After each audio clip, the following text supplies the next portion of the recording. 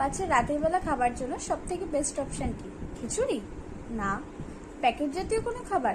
একদমই না। তাহলে কি? রুটি? যদি আপনার বাচ্চার গ্যাসের মতো কোনো সমস্যা না হয়ে থাকে তাহলে অবশ্যই রুটি খাওয়াতে পারেন।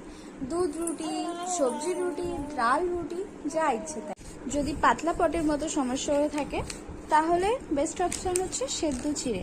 আর নর্মাল দিনগুলোতে আপনি সুজি দিতে পারেন, ওটস দিতে পারেন। সন্ধ্যাবেলা যদি বাচ্চা ভারী কিছু খেয়ে থাকে তাহলে হালকা করে কিছু দিতে পারেন, স্যুপ দিতে পারেন, হালকা খাবার। আর আর সব থেকে ভালো রাতের খাবার হলো ভাত। হ্যাঁ, ভাত। ভাত সমস্ত বাচ্চারা সুন্দরভাবে হজম করতে পারে, কোনো অসুবিধা হয় না তাদের, ভাতে কোনো গ্যাসও হয় না। আর আমার মা ঠাকুমারা বলে যে ভাত খেলে নাকি বাচ্চাদের পেট মোটা হয়ে যায়। এটা আদৌ সত্যি কথা নয়।